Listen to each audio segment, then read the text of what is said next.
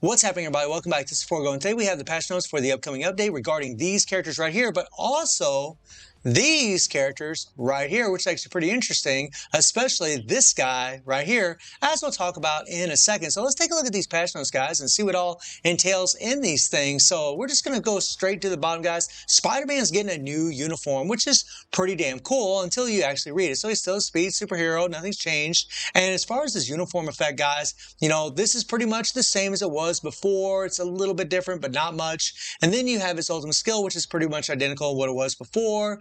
His spider stealth passive, and this is going to be compared to the red uniform that he has. He recovers 30% of HP instead of 20%. So he has a little bit better heal on this kit, plus his HP when it's below 50% instead of 40% where it was prior. So it's a little bit better than what it was, which is actually really good. This is the same increased base damage to supervillains by 60%. We scroll down here, yes, increased all basic attack by 50%, which is actually pretty interesting. This did have accumulation on it, but they went ahead and moved the accumulation to another skill. And now the fourth skill still has the ignore iframe, guys, so that tells you PvP right there. Having a better heal is also going to help in that. And they also gave him just a solid 1.2% accumulation on his fourth skill, whereas before, on the third skill, we actually had to charge it up a little bit. So that's actually really awesome that they did that. We should be able to just tap the skill, get the accumulation right off the get-go, and that's actually really, really great. And then you see the 30% recovery of HP heal. Then we have the fifth skill, which actually gives us a 30% attack buff, which is nice. This is something that they added, and they gave invincibility to Spider-Man, whereas before we needed immunity to guard break to really play with him. So that's actually really good. It means you to be able to play with the CTB of energy a little bit, hopefully more consistently. But I think players are more than likely going to use this guy probably in PvP, especially considering his world boss requirements. I mean, as I've talked about in past videos, Spider-Man was already strong enough to push the world bosses as high as you really need to go without even needing a tier 4, and especially now that he can go to level 80, it's going to be even easier with him. So having him a tier 4 for that reason really, I don't think would be recommended, unless, of course, he's your favorite character. And that goes without saying for any character that's your favorite. But for PvP, having him at tier 4 is definitely going to be a big must, guys. That's going to be a big must. Then we get into Arachnide. Now, Arachnide has some interesting things going on here. So his uniform effect gives him chain hit damage, gives him super armor, which is good. But then he has this new thing where it applies to Infinity Warp type allies, and it's kind of like similar to what like Drax has with HP. Whenever you have one ally on the team, his leadership gives 45% attack. Whenever there's two Infinity Warp allies, then you get 55%. Whenever there's 3 Infinity Warp allies, you get a 65% attack leadership. Well, the thing is, guys, right, that these are your Infinity Warp type allies, right? They're going to change the tag of these characters and actually make them Infinity Warp type allies, which they should be.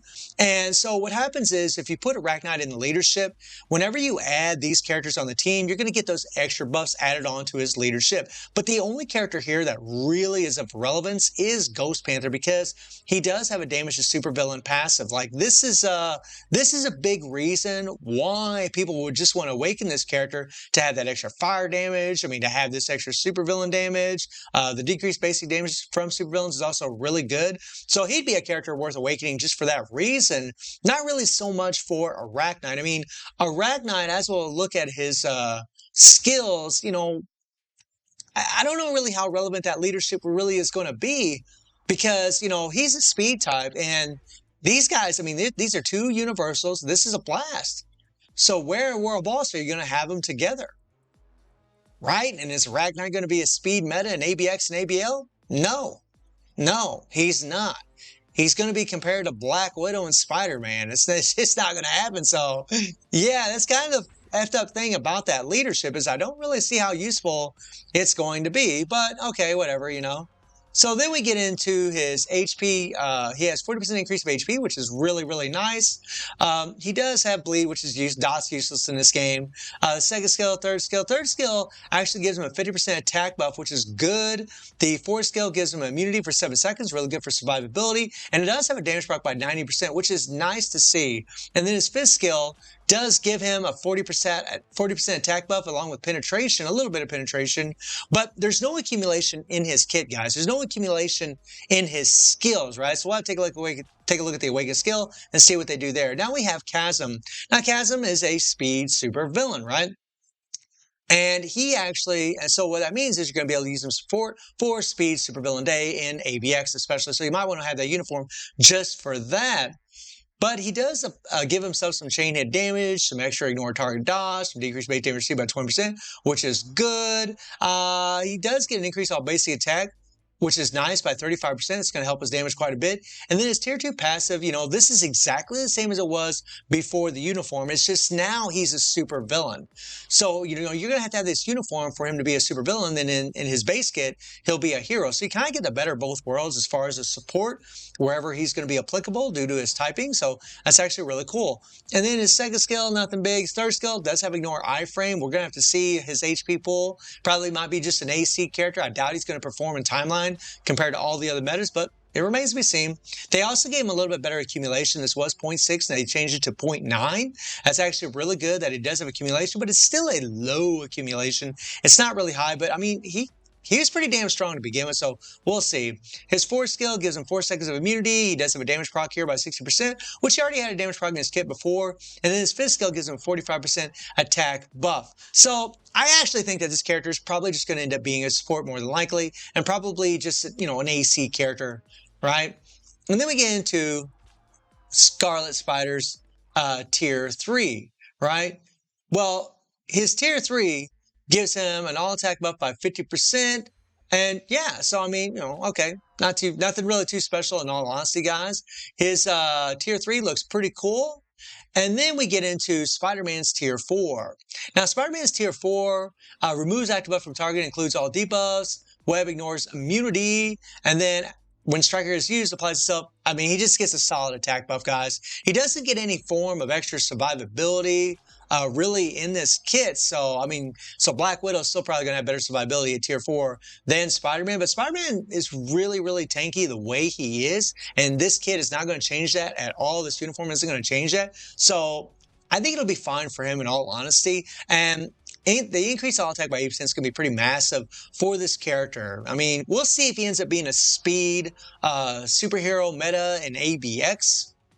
And then we have the Awakened skills, right? And they gave Awakened skills, obviously, to Arachnide, to Iron Hammer, to Ghost Panther, and to Weapon Hex, right? And there's really nothing special in these kits as far as, what's on their Awakened skill. There's no accumulation here for Arachnide. For Iron Hammer, it's really nothing major here, guys. And Ghost Panther, again, nothing major. Weapon Hex, nothing major. It's just pretty much run-of-the-mill, same old stuff that we've come to expect. Then we get into the artifacts, which I personally don't give a crap about, but I know a lot of you guys do care about these things. So Scarlet Spider, or Chasm, applies to allies with Spider sensibility, so he's going to, he can help out Spider-Man. 50% chance to remove all debuffs received. This is actually a really good, have this extra debuff. You could put him on the team. You'd get the extra damage to super villains, right? And you would also get, this here with the artifact that could actually make Spider-Man maybe even better in PvP, and actually give him a little bit more survivability in PvE as well, because they are both speed, right? And you could use Scarlet Spider, just as Scarlet Spider as a superhero.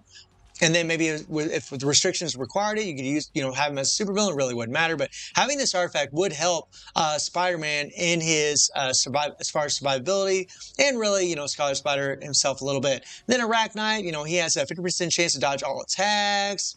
Maybe good for PvP. And then Iron Hammer, increased lightning damage. Honestly, Iron Hammer guys and Weapon Hex, they're not going to be really doing anything. Really, Ghost Panther is going to be the one, because he already has an insane support passive. That's going to be a character worth awakening just for that reason. But Iron Hammer doesn't, nothing major. And then Ghost Panther, increased fire damage. I wish it said to all allies. That would be pretty awesome, but it doesn't. It only applies to himself. And then increased basic damage to supervillains by 15%. So that's actually really good. But again, it's only to himself. And then Weapon Hex, it just applies to yourself, increased damage to supervillains, nothing really major. And then here down at the bottom, guys, they say that they're going to be changing the abilities where these guys have infinity warps, right? So all the characters that I just mentioned a second ago Arachnite's leadership will apply too. So in all reality, guys, I mean, there's really nothing that special going on here. I mean, I do think Ghost Panther is going to be worth